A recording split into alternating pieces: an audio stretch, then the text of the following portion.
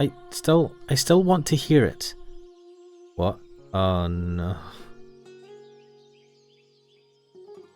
I love you.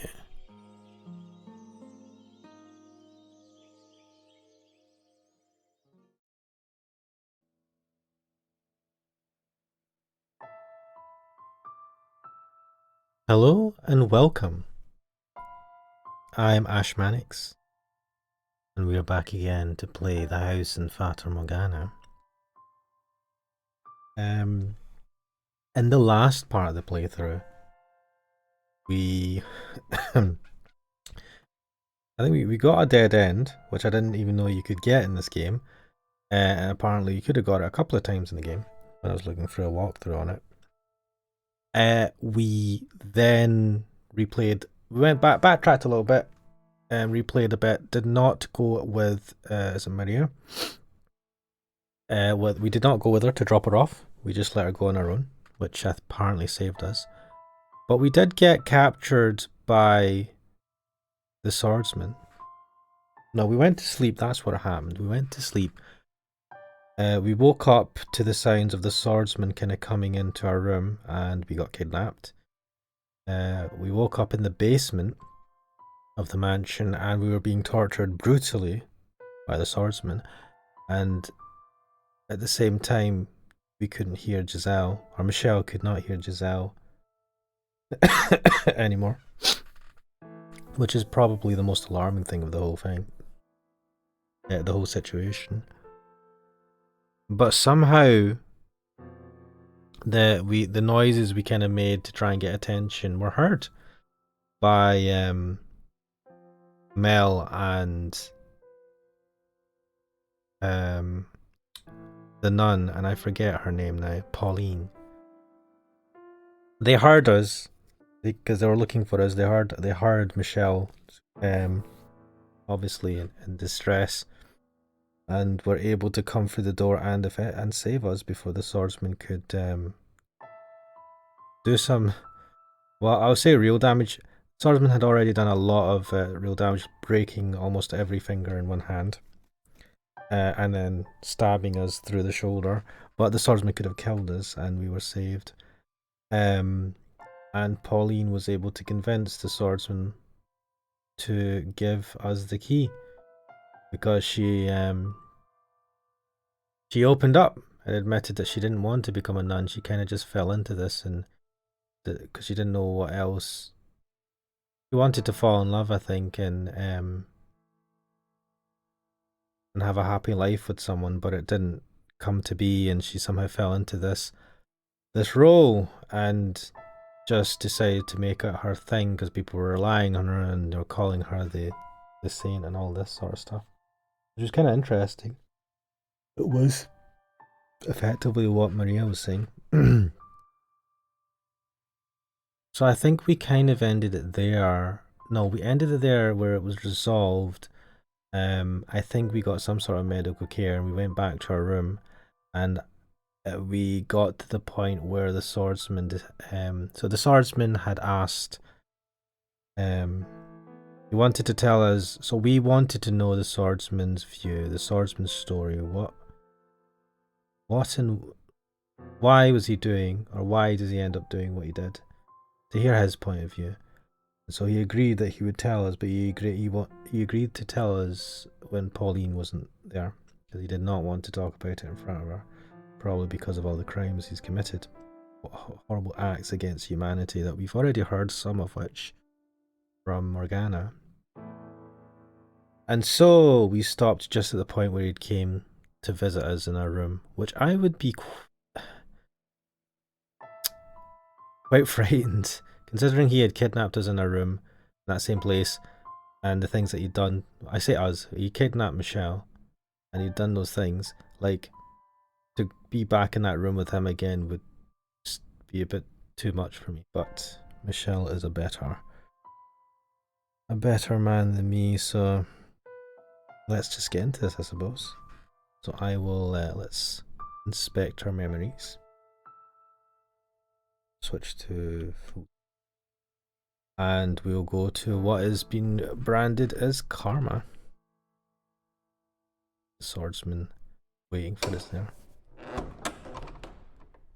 Here I am as promised. I heard you talking, so I thought there was someone with you. But you're alone? It's only me, yes. I see. He probably thinks we're insane.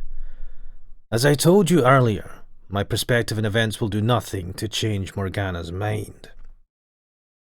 I would still like to hear what you have to say. All right. Not being from this land, I don't believe in the local god, nor do I think priests and preachers any better than con artists. Where did that come from? What I'm trying to say is if I give a confessional, it won't be to another human.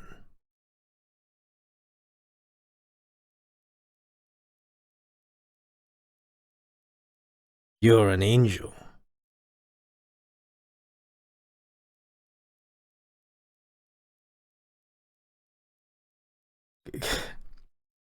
Come again? The angel from the stained glass window. That's you, isn't it? Well, wait. How on earth did you come to that conclusion? I was thinking about everything you said earlier in the cellar. The fact that you knew about Morgana, the fact that you could see into my heart, and in particular, all your talk about saving people's souls. Salvation is not man's job. Which means you must be something else. I will tell you everything. Every foolish mistake, every terrible crime. And in exchange, I would like you to tell me what I am to do next, to lead me down the path I am to take. Wow, this is a lot. This is a lot. I mean, you're asking for a lot. You almost killed us. Or you almost killed Michelle. I terrify myself. With every passing day, my ability to tell what direction I'm supposed to be heading in dulls. So after I tell my story, I want you to do that for me. Please, will you show me the way? I can no more decide the path you take than you. But you saw into my heart. Giselle, if you were here, you would encourage me to agree to his request, wouldn't you? Okay. I can't guarantee that anything I'll have to say will be of use, but I'll do the best I can to lead you in the right direction. Thank you. Now, before I begin, there's one thing I need to clarify. I am not in love with Pauline. She does play an important role in my life, though that much is true. She's your tether. Exactly. I suppose you could say, admire her. She is everything I am not, everything I cannot be. Is that something I should tell her, you think? That I don't love her, that I'm incapable of feeling love? Should I tell her that, knowing she genuinely loves me? Wow. You know that she loves you? My instinct tells me I shouldn't. I know very well I'm lying to her, but there are circumstances in which a lie is preferable to the truth, are there not? With that said, I'm ready to begin. You have my full attention.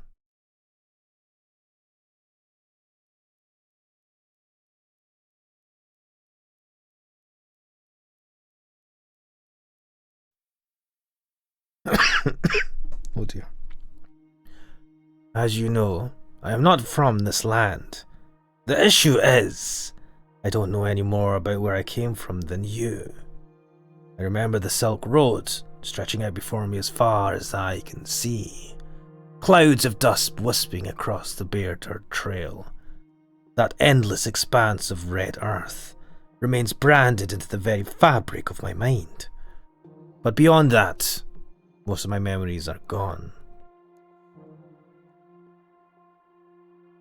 I can only clearly remember the last 5 years or so of my life. In my oldest real memory, I was a slave. I didn't work on some nobleman's estate, but instead I did physical labor, construction work. I built roads and buildings, tore down hills and mountains. That's where it was decided someone built like I am would be the most use, I suppose. And while I doubt I need to tell you this, living conditions were miserable. Other slaves withered away and died on a daily basis. Working a noble's estate would have been easier, without a doubt, if only for the fact I would have a specific master. I don't remember anything about my life before becoming a slave. All I have are those few images from which I can guess I was part of a caravan, or perhaps a messenger. I vaguely remember being waylaid. We were vastly outnumbered, massacred with little resistance. Or at least, I assume that's what happened. When I next woke up, I'd been stripped bare and was surrounded by men I didn't recognize. The words they spoke were gibberish to my ears, but I could tell from their tone of voice and expressions that the things they were saying were not friendly. They seemed to be mocking me, laughing at me. As you might expect, I attempted to protest, but evidently I had been beaten quite badly while I was unconscious. My joints were stiff and swollen, on top of my dehydration, so I could barely move, let alone put up a fight. As strong as I may have been at full health, I was in no condition to do anything then. You have no idea what that's like. How it feels to be abused and humiliated, desperate for food and water. You don't know, Swordsman. Oh, I see. So as I was saying, I was a slave for one grueling, torturous year. No one treated me like a human being. There was no one from the same part of the world as me, and there was no one to come to my aid. Over time, I came to learn their language. Though I can only speak it, I don't know how to read or write. But to be honest, I think I was happier not understanding what people were saying about me. They had many words to describe me, none of them flattering. Some of them would call me beast, and the longer I was treated as something less than human, the more I began to question whether I really was one. A darkness grew inside me with each repeated insult. I wanted to make them pay for the daily abuse. And who wouldn't? The desire to exact revenge when you've been mistreated is only natural. It's perfectly reasonable. But they were right about what I was deep down. A beast. And my revenge went far beyond what could be considered reasonable. 4 years ago, I was sitting in a carriage as it rattled along a dirt road. This was not the kind of carriage you rode around town in, but a filthy slave transport. It was packed front to back with slaves, or soon-to-be slaves, I suppose I should say. There were men, young women, and even children. Everyone wore a look of hopelessness on their faces, and no one had the strength left to resist. They looked like me a year earlier, deprived of food and water and beaten into submission. The slave traders' guards were armed, of course, swords hanging from their hips, ready to cut down anyone who showed any sign of resistance. But they sat there, lamenting their fate. Sitting beside me was a young girl, crying in silence. Glancing over at her, I caught a glimpse of her face. Large chunks of skin seemed to have fallen off it. It was, suffice it to say, an unusual sight. But beyond that, I didn't think much of it. I didn't find it disturbing or unpleasant. Perhaps because I had similarly had a similarly unusual appearance. What caught my attention, though, was the way she was crying. I'm not sure how to describe it, but it seemed different somehow from everyone else crying in the carriage. It was almost like her tears were not for herself. "Why are you crying?" At my question, the girl turned her head up to look at me. Surprise crossed her face for a few brief seconds, but that was her only reaction to my appearance. I assume her thought process was roughly the same as mine, so she felt no need to fear me. After a moment's hesitation, she said, "I'm sad because I didn't get the chance to show my gratitude to people very dear to me." Her response perplexed me to no end. Why was she concerned about showing gratitude? Why was she not despairing of her own circumstances? Why was that the emotion that gripped her in that moment? Not hatred for the slave trader or sorrow for herself. To this day, I still don't understand. But that wasn't the only thing I found curious. Her voice, despite being soft, cut through that crying and wailing of the other slaves. I pictured it like a single patch of clear water in the middle of a swamp, untainted by its surroundings, gently undulating. One sentence was all she said, but there was something unbelievably calming about the sound of it. For a moment, I was filled with a sense of tranquility. And though you may not believe it, I wanted to get her out of that filthy carriage, to undo the shackles threatening to taint her. And so I took action, driven by that desire. This is no lie, I promise.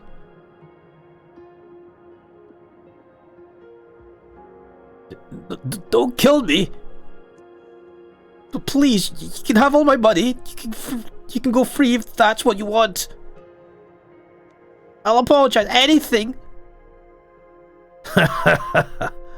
What? Why are you laughing?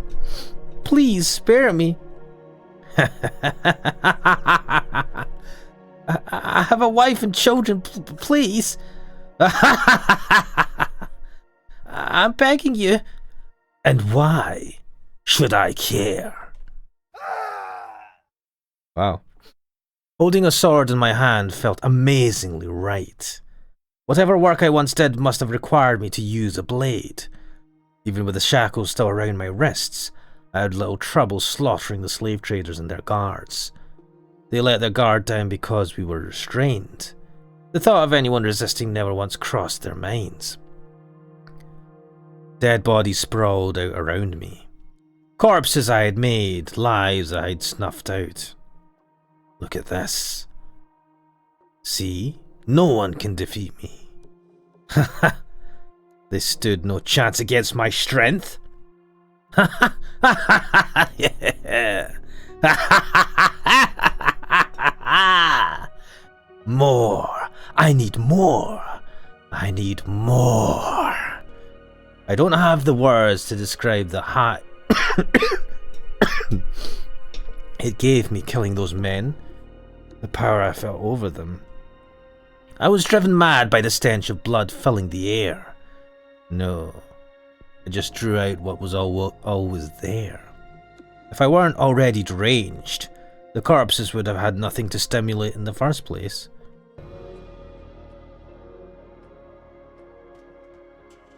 After taking the keys off one of the slave traders, I returned to the carriage, doing my best to act calm and suppress the bubbling exhilaration. Hey, you, unlock my shackles for me. I would do it by myself if I could. You. Say something, would you?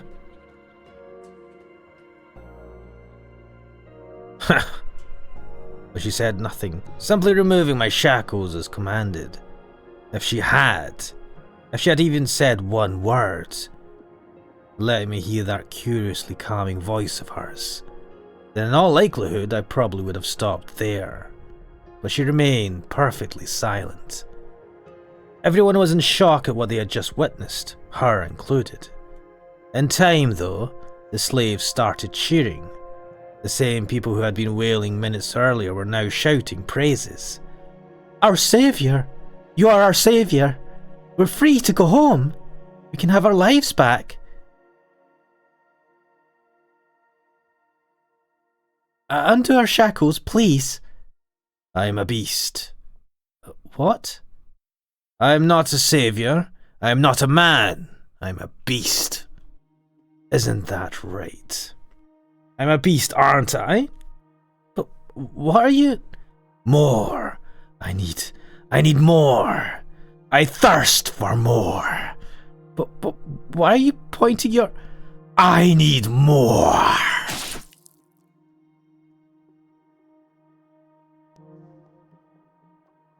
In that moment, the last of my reason dissolved.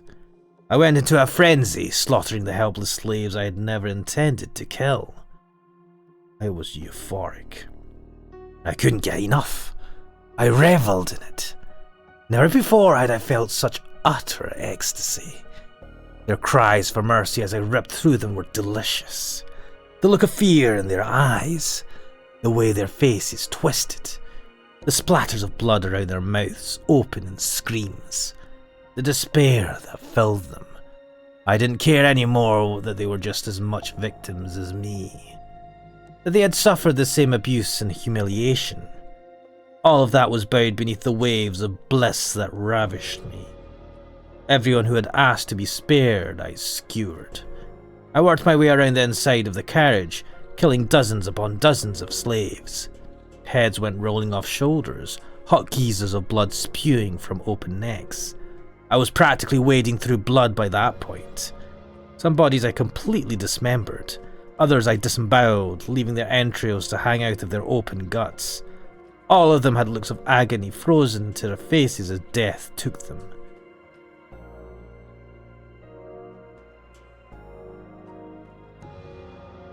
I don't know if I was unconsciously avoiding her or if it was just a coincidence, but the girl was the only one left alive.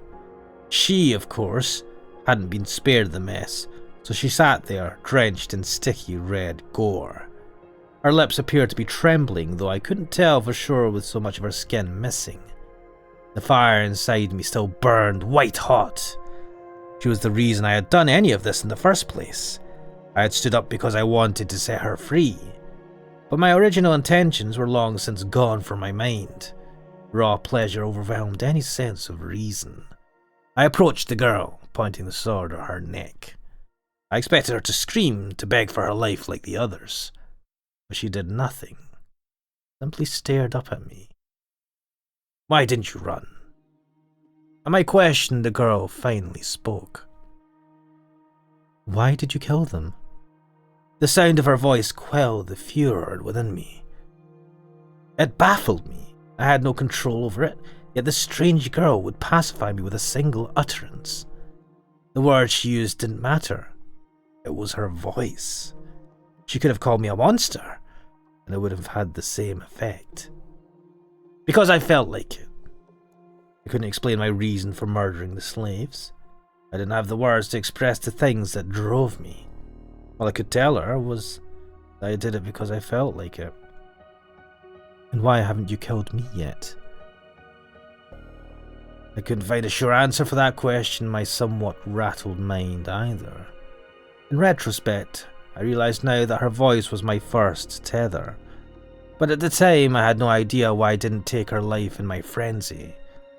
I had killed other children, other women. Young, old, sad, miserable, it didn't matter. Nothing had so much as prickled my conscience. I don't know, I said, and then I stepped off the carriage and walked away, left without questions I couldn't answer. Was I really a beast? Was unleashing my innate savagery and reveling in the massacre of helpless people really all I wanted? I didn't know. Oh, reliving that is not great. After escaping from the slave traders, I became something of a bandit. I had no hope of anyone taking me in. Not only was I a murderer, I was a foreigner. Nor did I have any chance of finding decent work. So I lived by the sword, killing and plundering. The money, I honestly didn't give a damn about. I had no desire to be wealthy. It was simply a matter of survival.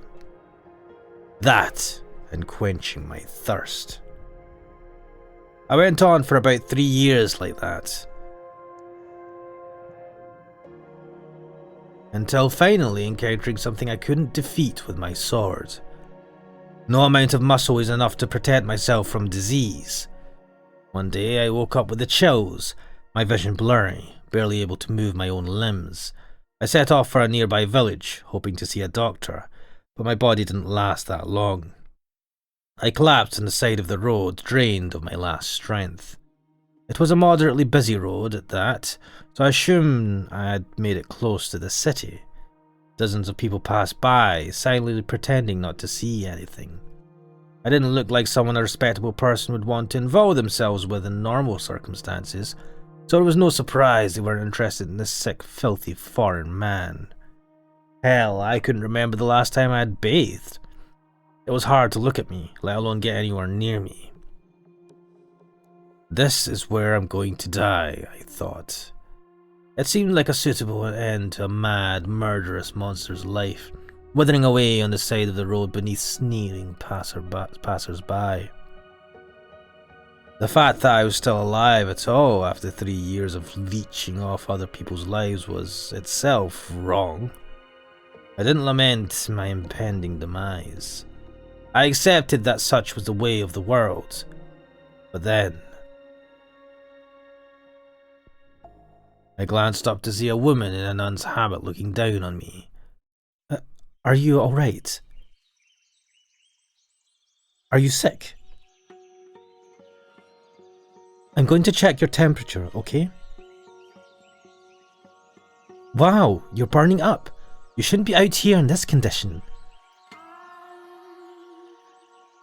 Do you not have anywhere to go? Don't worry, I've got you covered. There's a church not too far from here. Hang in there just a little longer and you'll be fine. And what is your God going to do for me? He helps people in need. Ha! It's not very big, but we've always got room for people who need it. You can rest up in one of the open beds, and I should be able to get you a little something to eat. I promise it'll be better than staying out here at any rate. Can you stand? Not a problem. We can do this together. Put your arm around my shoulders. The church isn't that far. We can do it. You are going to carry me? Yep. It'll be fine. We'll make it one way or another.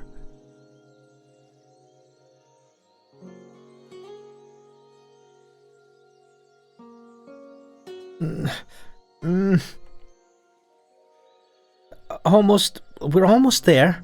Just a little longer. I'm heavy, aren't I? Very, very heavy, but that's not a problem. I can do anything if I put my mind to it. Just throw me into a ditch.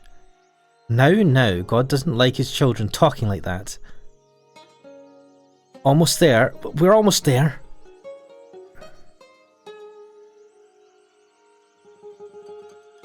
So, how are you feeling? Better, I hope. I've left some applesauce on the bedstand if you're feeling up to eating anything. And you're welcome to stay here as long as you need to.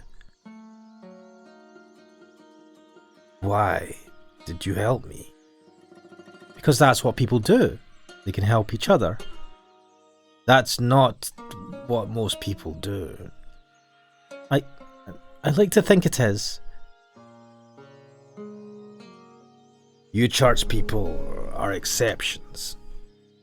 I'm not sure I agree with that. This woman is only showing me compassion because she doesn't know what I am. She wouldn't be so friendly if she knew I was a madman and a murderer. If there's anything else you want, let me know. I can't make you any fancy dinners, but if it's anything I can get, I will. Could you tell me your name? I'm Marie. Marie. After, who was it? The Virgin? You're not familiar with the Virgin Mary? Just look at me. I'm clearly not from these parts. Ah, yeah, I can see that. So that would make you a traveller, huh? You speak the language really well, though. I take it you've been here a while, then? Yes, I have. How exciting!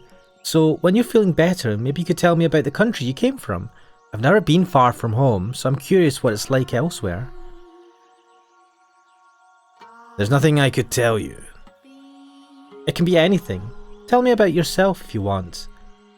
I'm even less inclined to do that. Get better soon, okay? I'm looking forward to hearing all about it. I'm not sure there's anyone out there more deserving of the Virgin Mary's name. What's that? Your name. It suits you. Oh, no, not at all. I'm incredibly flattered to hear you say that, but I hardly live up to the name. What's your name, by the way? I have no name. You don't? If you want something to call me by, you can choose a name for me. Anything you want. I am nameless. You give me a name. I think you should be the one to choose your name. I'd be more than happy to help, though. But you should go with the name you think is best. I see. Well, I should get going. I'll be around, so if you need anything, just holler. Bye then. How am I supposed to choose a name for myself when I don't know anything about me?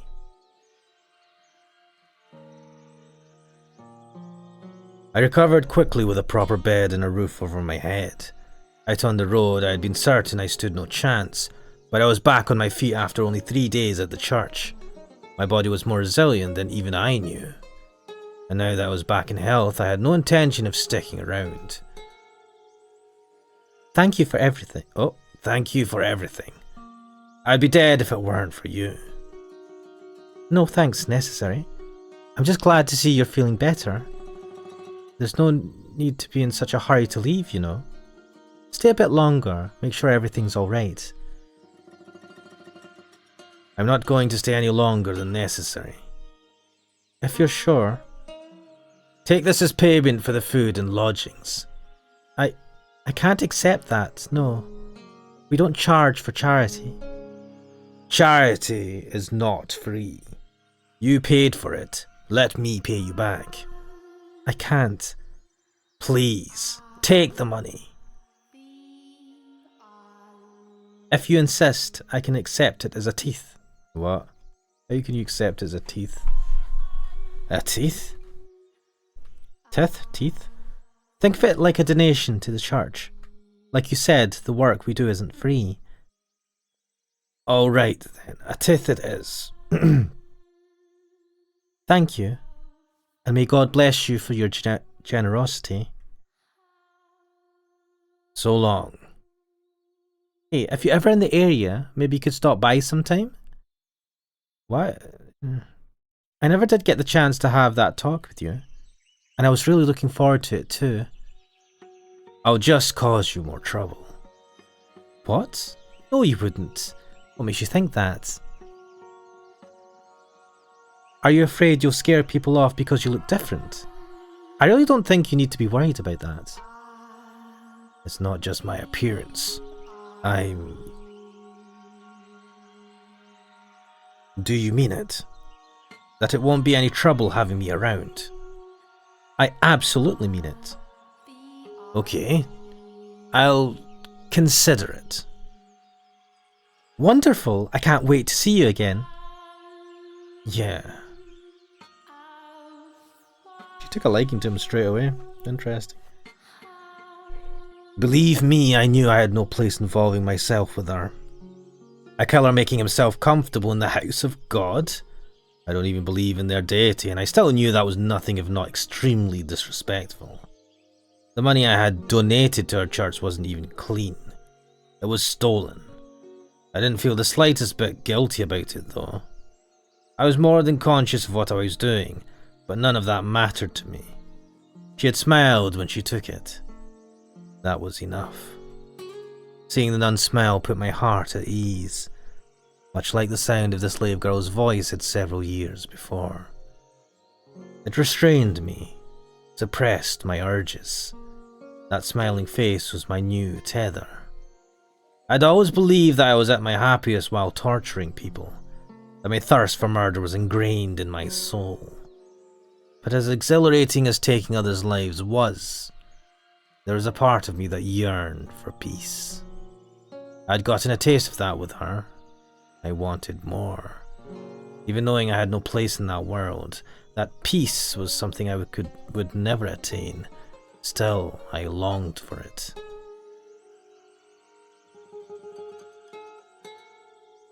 It started with brief visits every few months. In time, though, their frequency began to increase. Soon it was once a month, then twice, then once a week. The length of my visits gradually grew as well. Every time I showed up, the nun greeted me with a smile, quenching my thirst without the need for blood. The more we met, the more I endeavoured to be a normal man around her, or to play the part of one. I thought if I acted like there was nothing wrong with me, then I wouldn't be out of place at her side. I wanted to feel like I belonged in that peaceful world where she lived.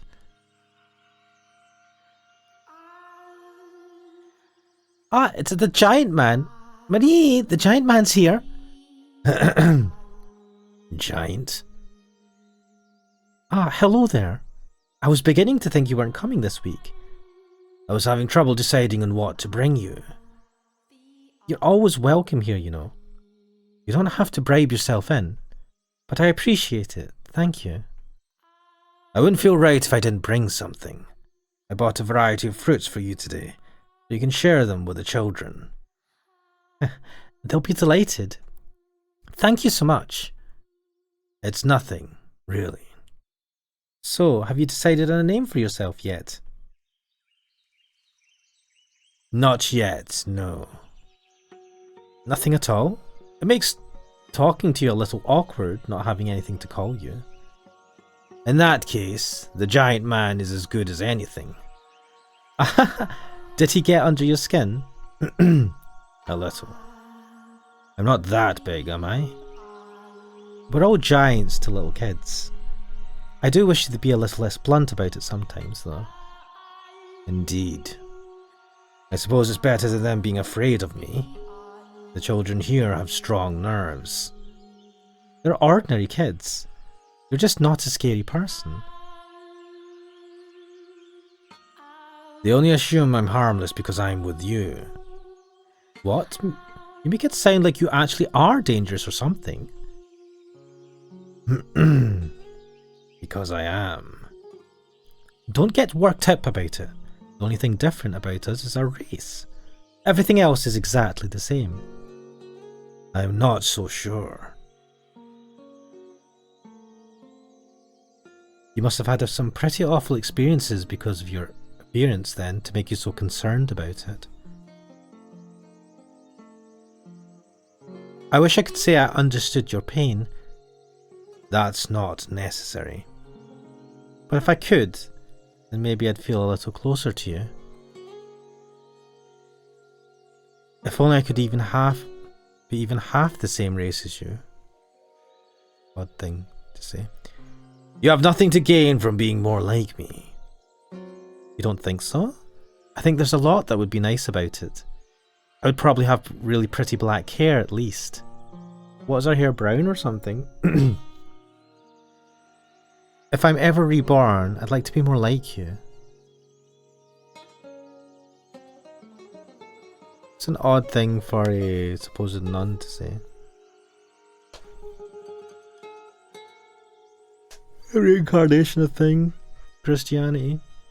I mean, yeah, he's reward, but not for normal people. I don't know. Why are you so obsessed with being like me? I, I, um, I just am. Oh, that wasn't an answer. Yeah. And then she runs away.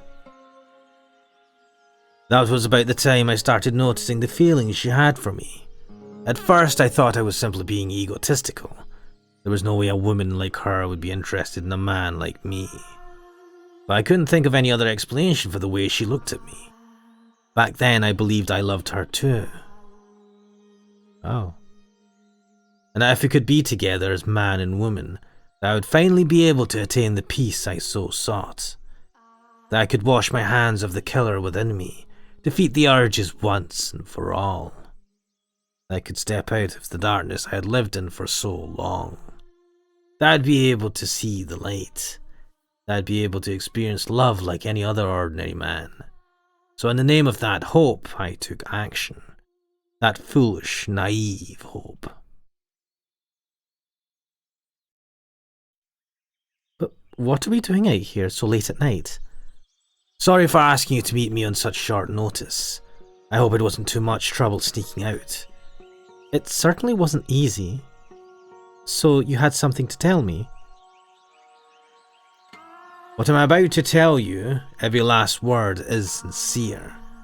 And then once you've heard me out, I want you to turn me down. Interesting. But what?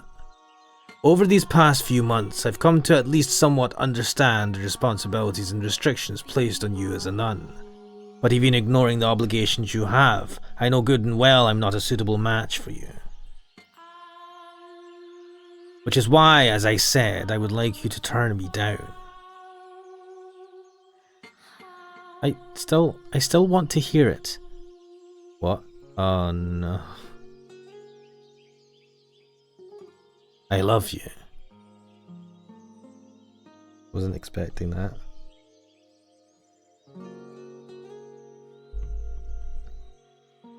I fell for you the moment I first saw you.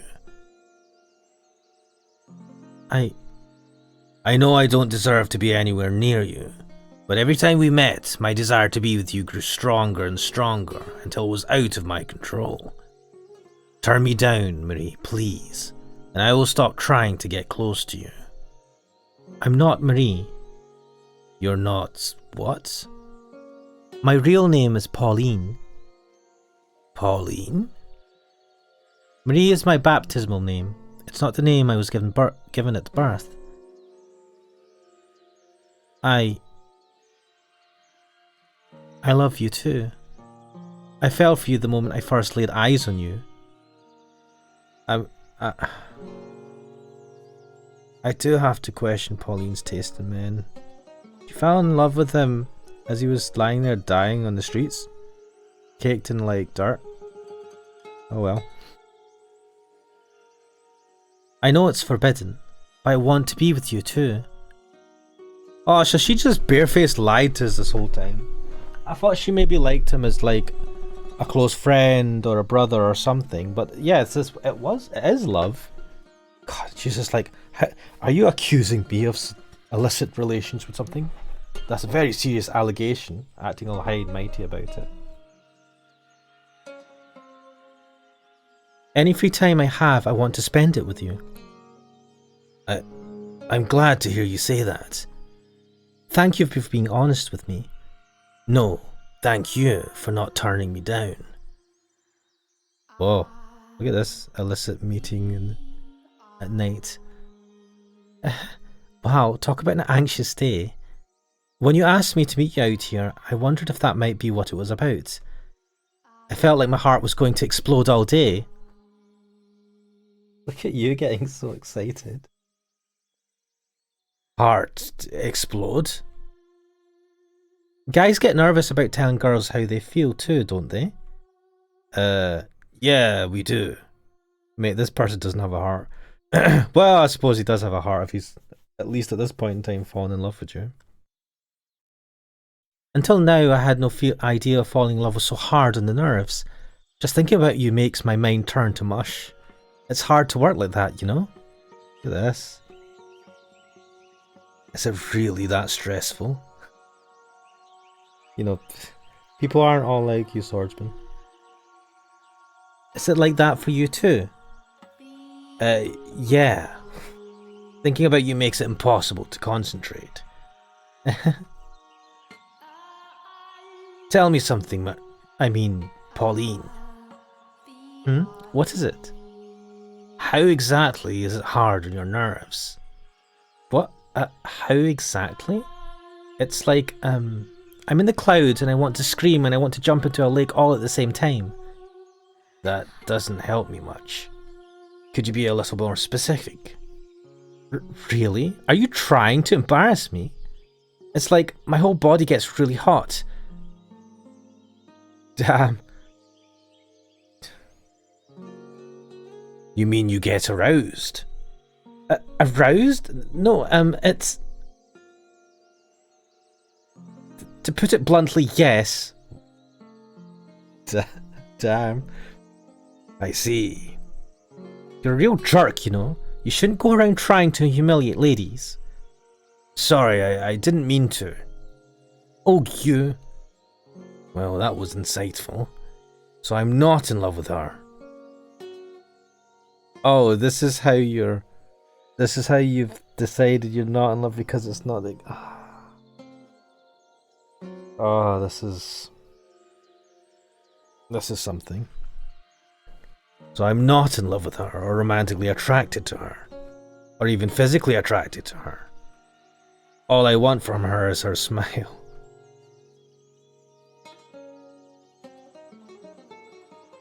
Being around her doesn't arouse me. In fact, it does exactly the opposite.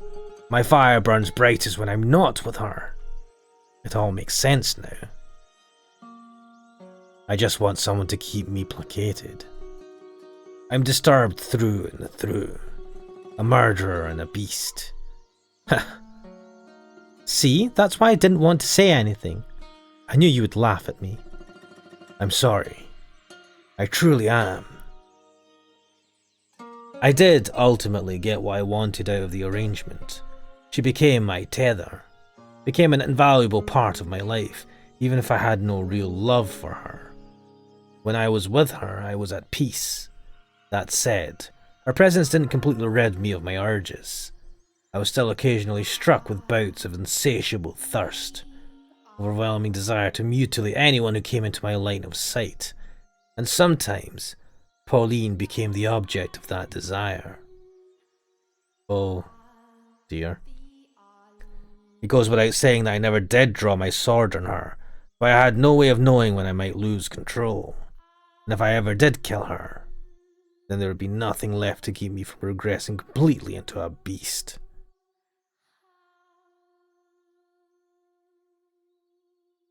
Pauline and I arranged regular nighttime meetings, though never once did I tell her how I truly felt, and I had no intention to either.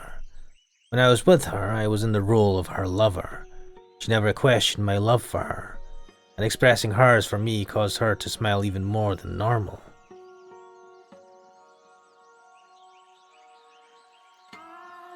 The happier she was, the more beneficial it was to me. Spending time with her in this capacity, I was able to gain a deeper understanding of what kind of person Pauline was. She was a deeply generous and compassionate woman. While I now understand her near compulsive deeds of charity were a result of the stress and uncertainty she felt about herself, at the time I believed she was doing it because she genuinely wanted to. I believed she wanted to save absolutely everyone, to be the saintess she had come to be known as. She gave assistance to anyone who sought it from her without question, and as a result the church's coffers quickly dried up. Her gods did not supply her with an endless store of bread and wine either.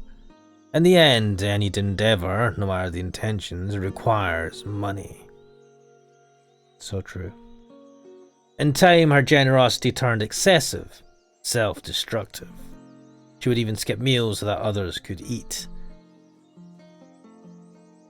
In retrospect, that was probably my fault too. As I pushed her toward wanting to be a regular girl, she pushed back against that desire by being even more charitable. Soon, her actions started making the other nuns' lives difficult, giving her a less than favourable reputation within the church. Still, she would tell me when we met up how she would wished she could help even more people. If doing so would give her peace, and if I could be a part of that peace, then I wanted to grant her wish. But what could a killer like me do to help? Petty thievery wouldn't make me nearly enough money to keep a church and orphanage running, and a raid large enough in scale to do so would inevitably be traced back to the source, which would ruin the church forever. How was a murderer to acquire such a large sum of money? I was ready to jump at any opportunity that presented itself when I received a summons from the Lord.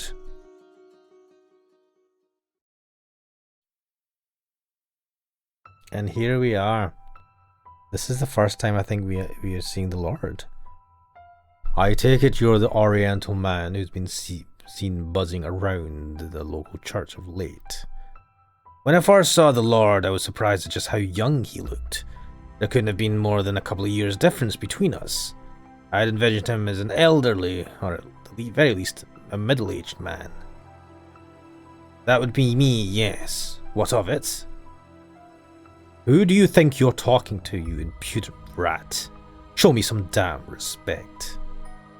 Apologies, I'm not very familiar with the local customs or language. Very well, then. You're fortunate I'm such an understanding man. Now, for the reason I called you here. You're the one who killed that cart full of slaves 4 years ago, aren't you? So you know about that. Ha! I wasn't actually sure it was you, but now I have confirmation. Since then, one slave of Far Eastern origin has remained unaccounted for. I take it that would be you. That's right. You made one hell of a mess out there. Am I here to be punished? That depends on how our talk goes. If you think I'm going back to being a slave, you're fooling yourself. Pfft, I don't need any more damn slaves, and I certainly don't want you as one. You're obviously not finding any respectable work, being an ex-slave, so I take it you're still in the business of getting your hands dirty, are you not? I assume you're playing cat burglar or something, living off whatever you can swipe from the nearest unlucky bastard. Correct?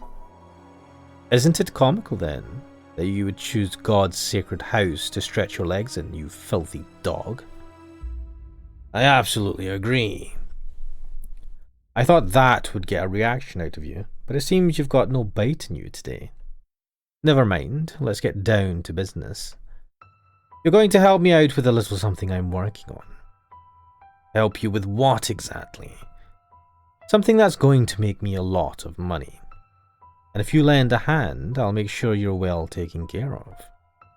Along with the church you're so fond of, and the nun you've taken a liking to. Shit, he knows about that. That nun of yours has made quite the name for herself. Out in the city proper, people have started calling her the Saintess. They're right about that. She is. Ha! The commoners love their heroes and saints. They eat that rubbish right up. But saint or not, you can't simply create food from nothing. Her work is causing financial troubles for the church, is it not? It is, yes. If you help me with this, I'm offering you an entirely new church, one where she has complete control to do as she wishes. She'll make it into the biggest church in this city. She'll be able to help even more people, which should surely please her. What would you have me do? Jumping at the first whiff of scraps. You really are a dog, aren't you? I don't like conversations that overstay their welcome. Fair enough. Then let's get to business. Not far from here lives a witch whose blood has the power to cause miracles. Miracle blood? Sounds like a sham to me. You never know. They say the sound of her first cry brought rain to the land where she was born, saving the whole village from drought. And they say her blood has the power to cure any disease. I'll worry about the veracity of the rumours later. Right now, all I want is for you to capture her and bring her to me. Explain something to me, Lord. You said if I helped you, the nun would be able to save more people than she does now. So how does capturing this witch accomplish that? I'm glad you know how to listen, dog. We'll be turning the blood into a miracle elixir, which you will then distribute to patrons of the church, in exchange for teeth, of course. Selling it then. Selling isn't quite the right word, but if that's how you want to think of it, by all means.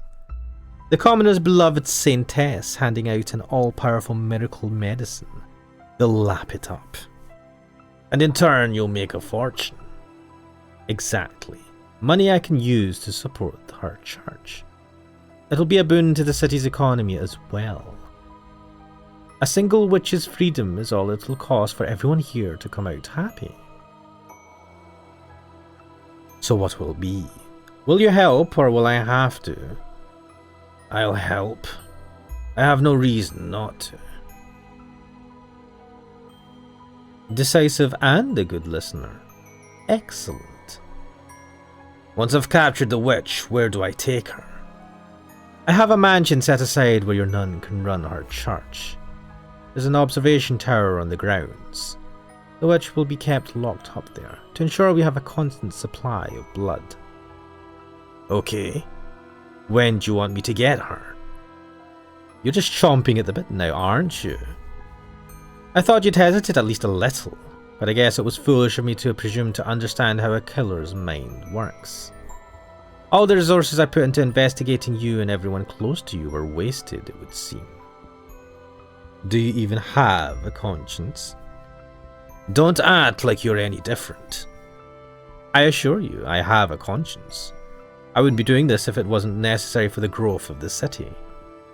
No, I mean you're as much a murderer as me. You would never come up with a scheme like this if your hands were clean. Watch your mouth, dog. Don't you dare insinuate I would ever condescend to your level. What an asshole. I agreed to the Lord's terms.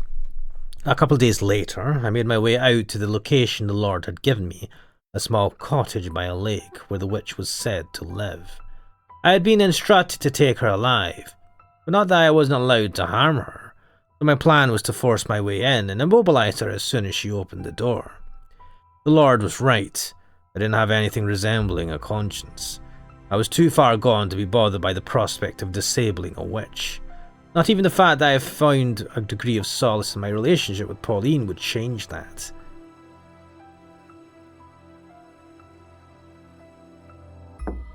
However, who's there? When I heard the witch's voice through the door, I froze. It was a girl from 4 years earlier. I didn't even have to see her, I knew right away. I wouldn't mistake that voice, that stream of pure, clear water cutting through the grime, for anything. I would never forget the first thing that had ever managed to suppress my desires, my first tether. When the Lord told me about the witch, I never once expected her to be her. Who is it? Are you the witch with the miracle blood? My hand rested on the hilt of my sword. I had at first meant to break down the door if she wouldn't open it for me. Please leave. However, when I heard that voice, my hand felt limp. Please stay away from my home. I am in need of your blood. Could you not spare a little? I have nothing to spare for a man like you. My blood is only for the sick and needy. So please, go away. Stay away from me, I'm begging you. Get away from this place. You're a murderer. I want nothing to do with you. So please, just go away. As you say, As she had commanded, I took my leave of her cottage in somewhat of a haze. It should have come as no surprise, but in the 4 years since our last encounter, she had no kind words left to spare me. Yet even in her derision, I still felt myself being calmed by the sound of her voice. I debated with myself. Should I do as the Lord requested and capture her? Or should I let her go free as I had done 4 years earlier? You already know what I decided to do though, don't you? That's right, I went for the first option. After all, I had no need for 2 tethers. While breaking down her door was still an option, the witch was wary of me. If she were to somehow manage to escape, there was no saying how the Lord might react. So I stood watch, waiting for her to step outside. The problem was she never opened her door. It wasn't just me. It seemed she was wary of everyone.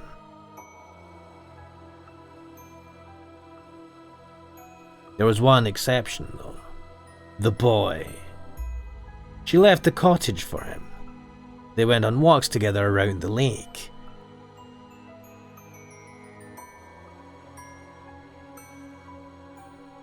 It's been a while since we last went on one of our walks, huh?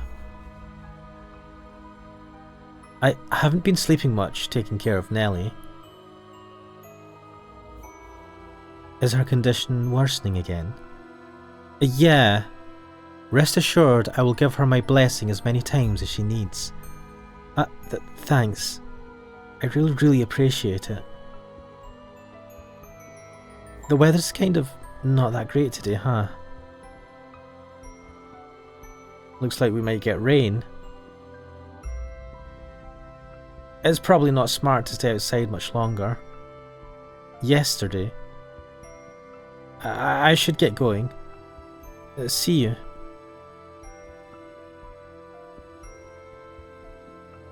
Watching the 2 of them, it occurred to me that I could make good use of the boy.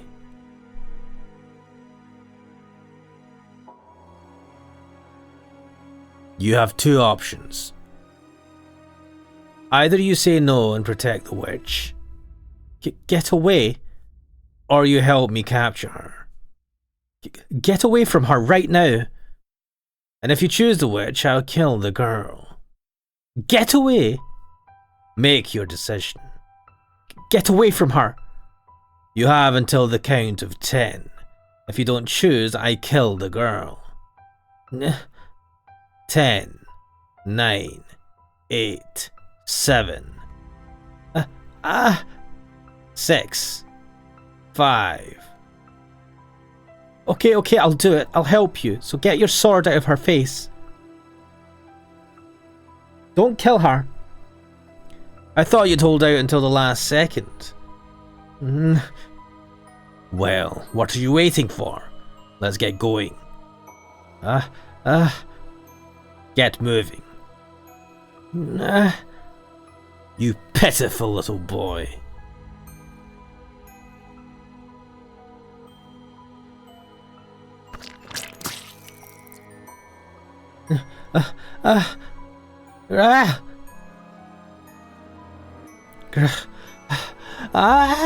Oh damn, I can't. Get back! No, stay away from me! No.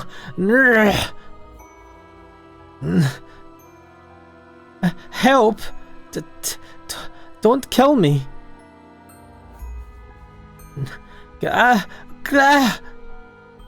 Take it. But what?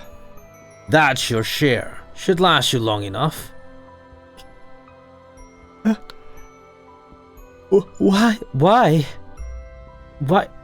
Did you take my arm?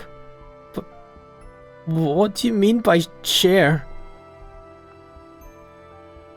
But why?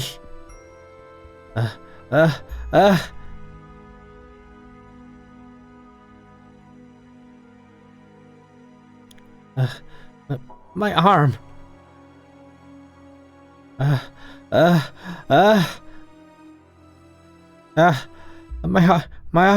My arm. No, put me down, please. Help! Someone, please help.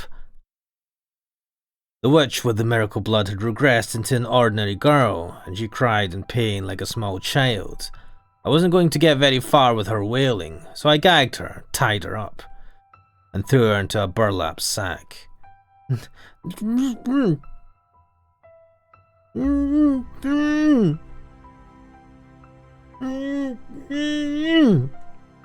Nothing personal, I just need your blood. Without it, she'll lose her church. She needs the money. I need some way of getting enough money to keep her church running.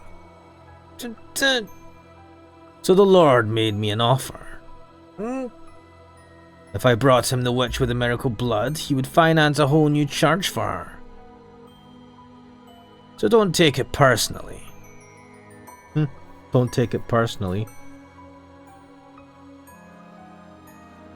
I tossed the sack into the cart I had waiting outside, then made my way to the mansion as per the Lord's instructions. The two of us then locked the witch in the observation tower. When I told the Lord I had used the boy as bait to get her to open her door, he gave me an exasperated sigh and said,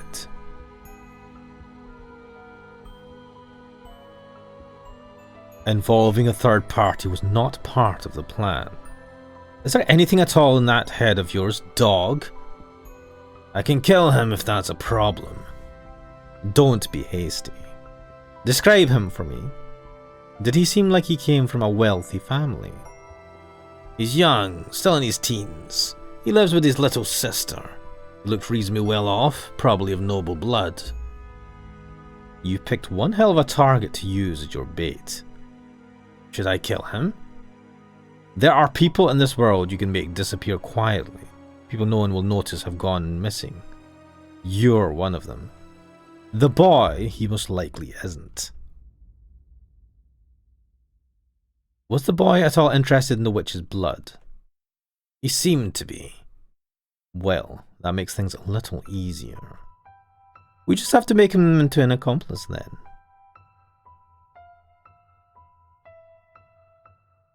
That's everything up to about 6 months ago. You know what happened next, I presume. I threatened Mel, forced him to join us. He needed the blood for his sister, but even without that excuse, he didn't have the courage to run. Me, on the other hand, I involved myself on my own will. I had no reason to try to get back out. In fact, being put in charge of one of the 3 keys gave me an excuse to meet up with her more often. The arrangement was quite beneficial for me.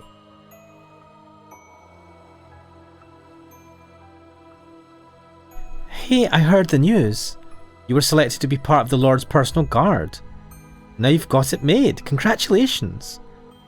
You exaggerate. It's nothing. Oh, now, no need to be humble. He wouldn't have picked you if he didn't really trust you.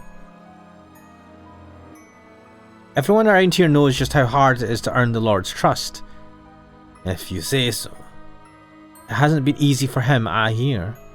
He only assigns those he really trusts to work so close to him. Ha! I hope you're right. He trusts you, I'm sure of it. I certainly can't tell the real reason I suddenly became his guard. And I've got some more exciting news too. The Lord sent a messenger for me earlier. Apparently he's building a new church, and he wants me to serve as a nun there. Can you believe it? You shouldn't be surprised. You are the city's saintess, after all. It's a little wonder you'd be his first choice. I really don't think I'm that important. Do you not want the position? No, I'm delighted to have such an incredible opportunity. This will allow me to help so many more people than before. It's wonderful news. That's good to hear. Tell me, I'm not wrong in thinking helping people is the one thing you want more than anything else, am I? Right, that's what I want more than anything in the world. I see. Hey, hey, smile for me, would you? Huh? I've been smiling this whole time, haven't I? Not just now, forever.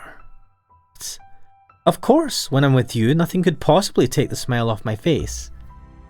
I'm glad to hear that. Oof.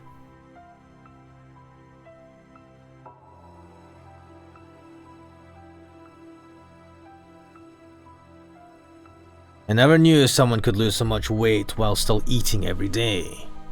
We may have to increase your portions. If there's anything in particular you want, just tell me. I hear children's voices. From outside, I hear children's voices. Ah, the kids here to see the Saintess. It has gotten quite noisy out there of late, yes. Oh. The Saintess. Your voice has gotten raspy too. Was that my doing? Did I take your voice? That's unfortunate. To me, your voice held far more value than your blood. And I took that away from you. Wait, what did you do to her to take away her voice?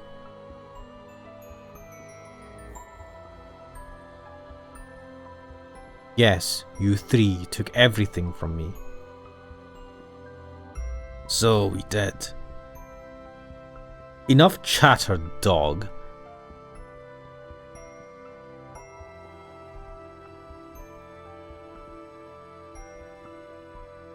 The Lord's scheme was a success. The witch's blood brought with it an influx of donations, which the Lord invested in various businesses in the city. I have no idea if the blood actually has miraculous powers, but there were certainly people claiming to have been healed by it. It wasn't long before people who weren't sick started making use of the supposed cure-all medication, saying it had preventative properties as well.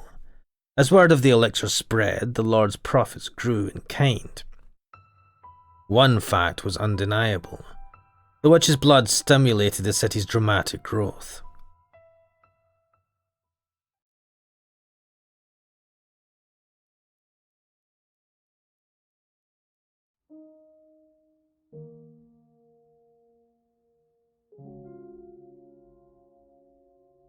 And that's everything. Appalling, is it not? Morgana.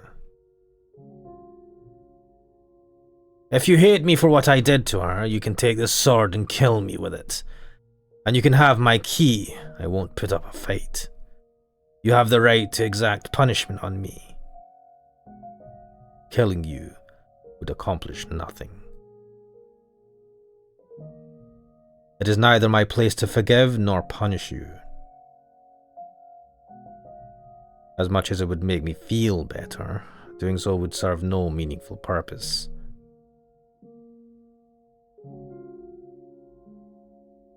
I would like you to give me a little time, though. I need time to cool down enough that I can talk to you with a clear head. Of course.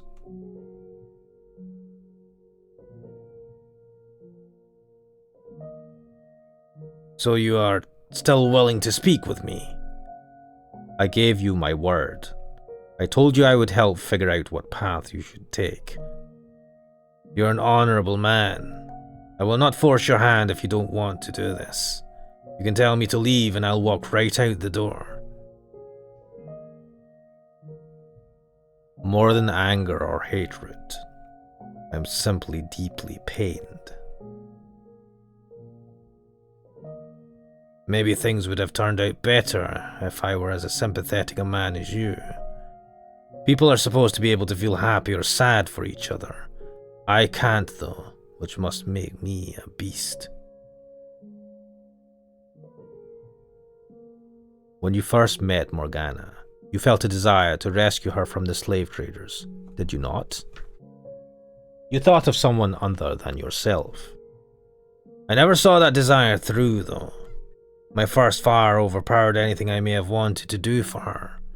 The next time we met, I sold her to the Lord.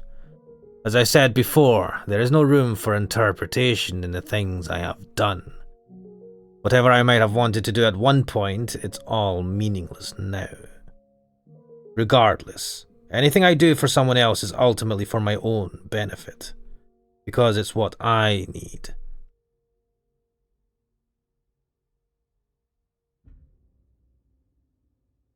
no matter how selfish your motivations may ultimately be. Please, let me believe some part of you does genuinely want to help her.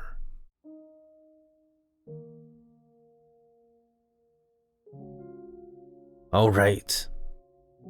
I know I'll sound like a hypocrite for saying this, but sitting back and waiting for her to die is not what I want. When I cut off her arm, I didn't feel any of the thrill or euphoria that I usually do when I take my sword to someone. I can't say whether that means I had a conscience, if but for a moment, or I just wasn't myself at the time. If you can save her though, please do. I can't do anything. If I try, I'll only make things worse. I cannot do everything on my own either. Give me your word that you will atone to Morgana for your actions. While I doubt making reparations will clear me of my crimes, if that is what you want me to do, that is what I will do. Can I ask you something? What is it? Tell me more about my next life. I want to know what kind of man I am. I want to know every mistake I make, all the details. I warn you, it's a tale far more barbaric than anything you can imagine. Do you still want to hear it? I do, and I have little doubt that I will believe it. If you're worried I might react the way I did earlier, I'll lay down my sword. You can tie me up too if you want. That won't be necessary. I'm going to trust you. I'll tell you the whole hopelessly tragic truth. Everything I saw with no embellishments. Please do. A sharing of stories. And so I told him the tale I witnessed beyond the second door. That he lost his memory in a shipwreck, that he was treated like a beast by the people in the land where he washed up, that he massacred countless people, and that he took the life of his lover who had come in search of him, never wavering in her belief that he was still alive. I told him about the white-haired girl. I told him about the things he made Giselle do. I didn't hide anything. As I spoke, he would occasionally grimace, or his eyes would go wide for a moment, but not once did he interrupt me. He sat there in silence until I finished. Nighttime now. You weren't kidding. That was far worse than I had imagined. That is the truth, though. You become the target of Morgana's loathing, and you are led back to this mansion. That is what lies in your future.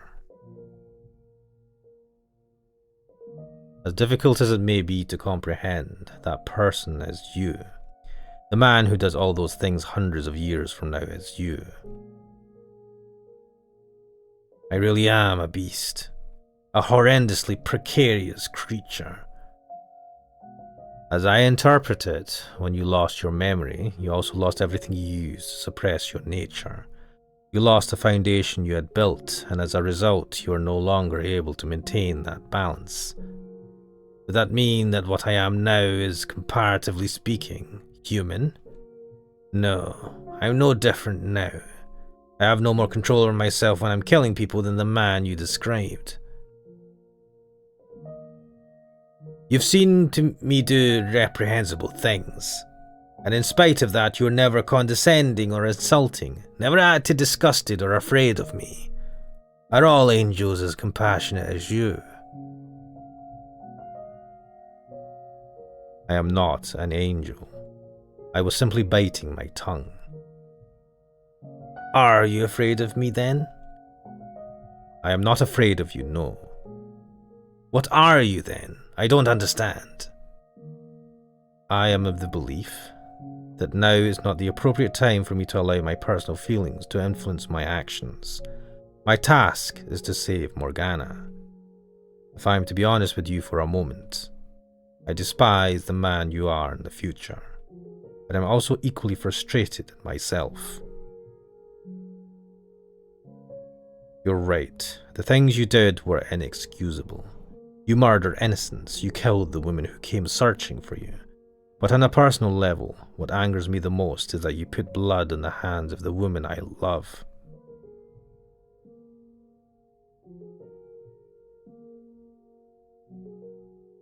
I know very well that to you it's something you haven't done yet, but it was still your soul. It tears me apart inside that I couldn't return in time to stop it. You'd be hard-pressed to find anyone who wouldn't be angry to know someone they cared about had received that kind of treatment. I suppose. If that's how you feel, though, aren't you interested in taking revenge on me? As I mentioned before, there are times when allowing your emotions to take reins is the wrong course of action. This is one of those times. Seeking vengeance is the wrong thing for me to do right now. If I can eliminate Morgana's hatred, the 3 of your souls will be set free as well. So you're going to save me too? Yes, I am. I don't consider myself worthy of redemption, especially not after hearing about the things I will do. I am a beast through and through, a twisted psychopathic monster. You were conflicted though. You struggled against the creature that dwelled inside you. It's true that you found perverted joy in violence and murder, but you also felt kindness, which caused a part of you to seek peace. And the same can be said of you in this time as well. If you actually were nothing but a beast, or rather, nothing but a man that derived pleasure in killing, maybe then I could have truly reviled you. Then you'd be irredeemable, no matter what had turned you into that. No matter how much pain and suffering had driven you to that point. But your instability, your constantly shifting desires, your mental frailty, all appear to me as very human traits. Tell me, how should I live my life from here on? What is it you want most? The easiest road for me would be the one I walk now, to continue being a killer. No fighting my desires, no resisting what's inside me. Would that be my salvation, to abandon my humanity entirely? I don't know what I should do, what I'm supposed to do. I'm at a complete loss about everything.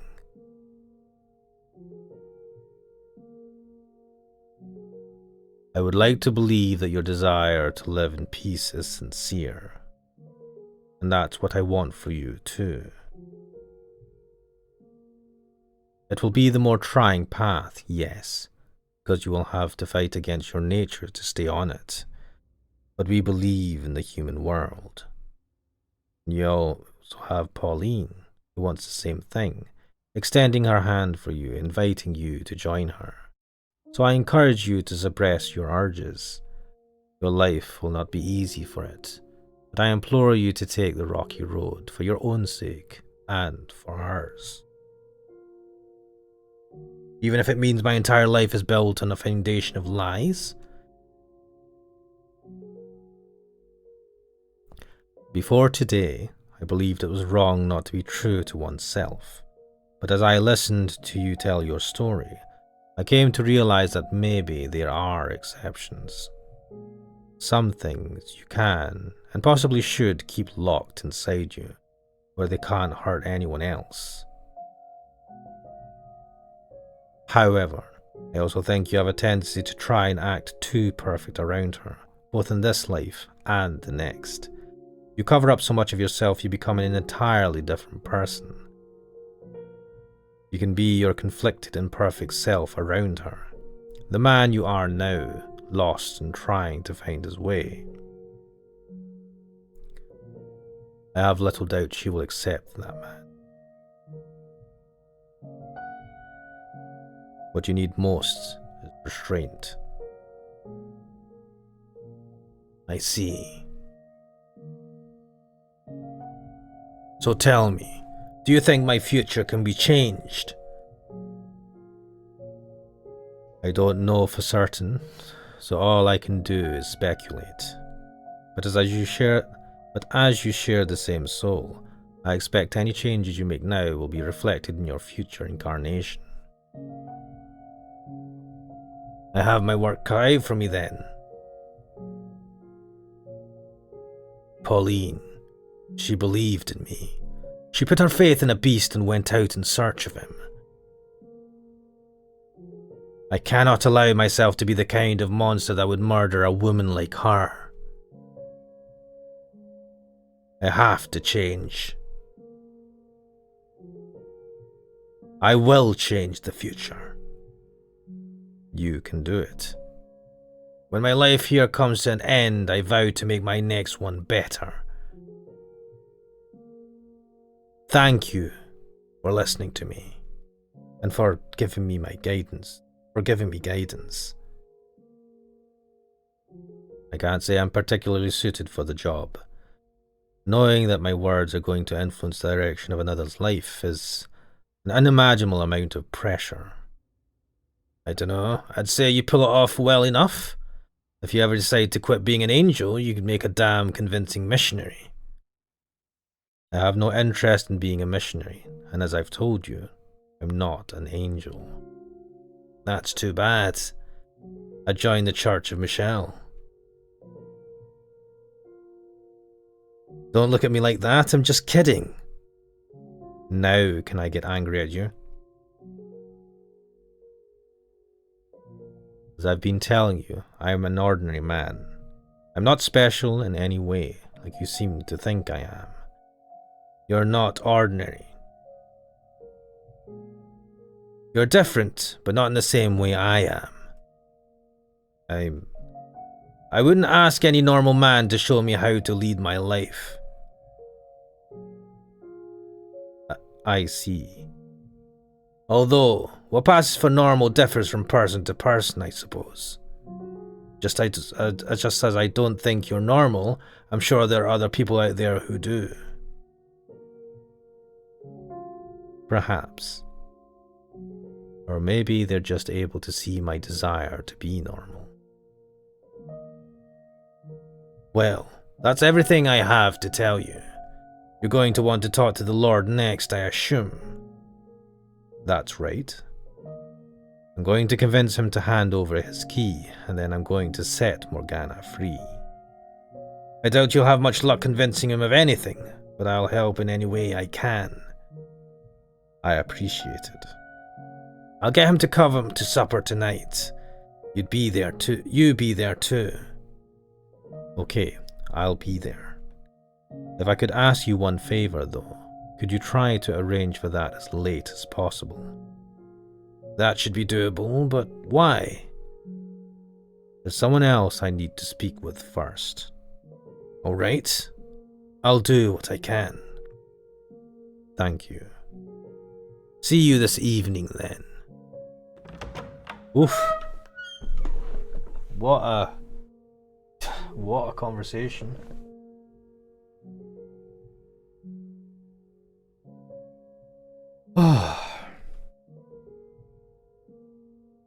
Did I lead him to the correct path? Will he actually find redemption at the end of it? No, I made the right decision. Even if he doesn't in this life, there's enough of a chance that we will in the next. One left, and that's it. I'm almost there, Giselle. I've almost made it to Morgana. I've come this far. All that's left is to speak with the Lord. Giselle's not there. Stay focused, Michelle. The pieces I have still don't fit together yet. As Morgana told it, the Lord was a cruel man from the moment she first saw him. And he wasn't much different in the Swordsman's telling of events either. Are those portrayals a full picture of what kind of man he is? While adding his perspective do anything but amplify Morgana's hatred? And if he really is exactly the man he's been made out to be, then how do you explain his internal struggles from the third door? Did his core personality change with the times? Everyone else I've met has been fundamentally the same, though. Are you the exception? Jacopo. Ah, yes, that was the name. Morgana found joy in her life during her 3 years at the brothel. She wept about not being given the opportunity to thank them, though maybe Maria is more likely to be able to assuage Morgana's animosity. I'll have to hear what she has to say.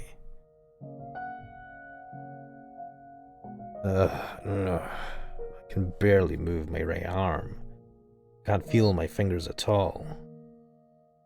Burns. I've managed this long, but damned if it doesn't hurt. Yet you had every finger in your hand broken and or dislocated at least, and your arm was like stabbed brutally. I mean, I don't blame him. Doing really well to have been able to keep his composure up to now.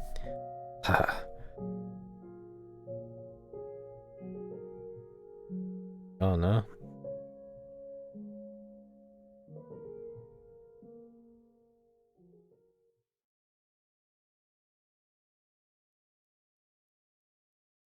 And I think this is a good point for me to leave it for now. And what I will do is what the A is for. Save here. Go back. Config.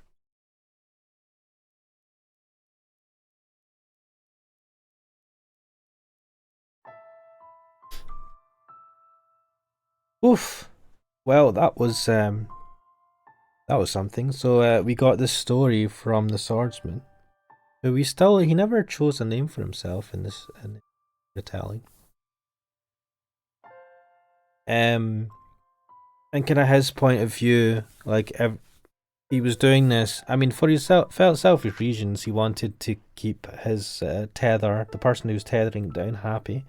But then all of that kind of shows that he wants to live a life of peace, because if he's putting all this effort to make the person who's tethering him down, stopping him from going insane, happy, so that he can be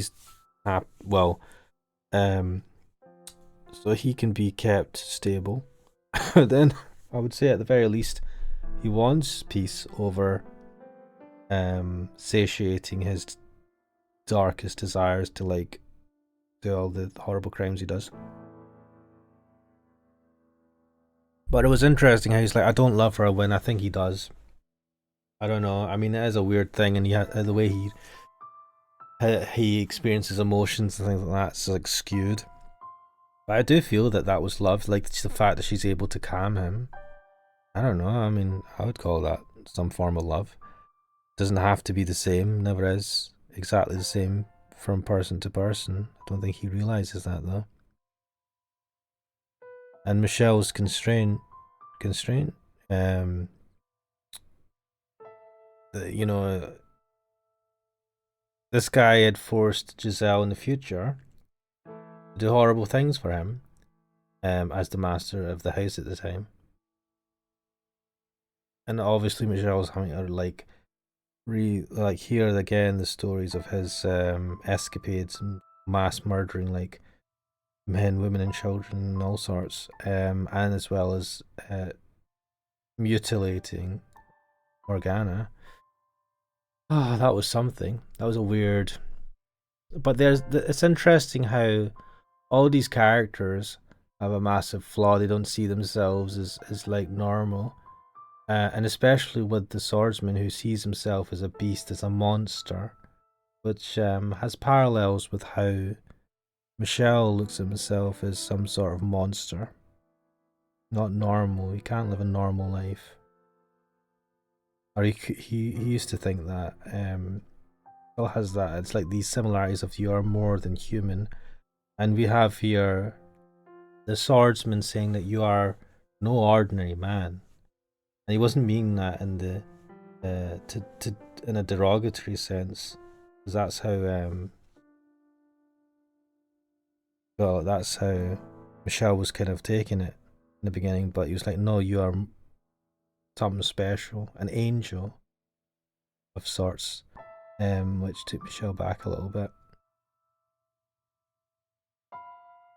Yeah, no, that was hard to kind of go through. Also, the voice I do for the swordsman is tough. I've done my throat in. But no, this is good stuff.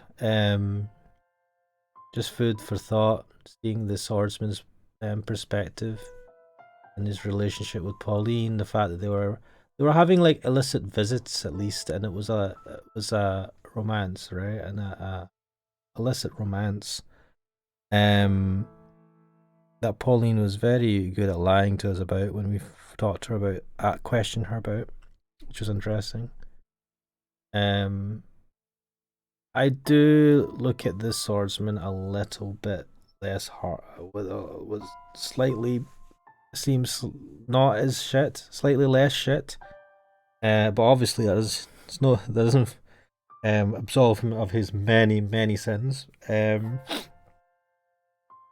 But here's to hoping this has some sort of effect in the future. But we'll see where this goes, because the next person to talk to will be, well, Maria, and then the Lord, who we've not seen much of um, in this timeline up till now. Like we didn't see him at all, and then this is the first time we've seen his character and heard about him in this time frame, in this time.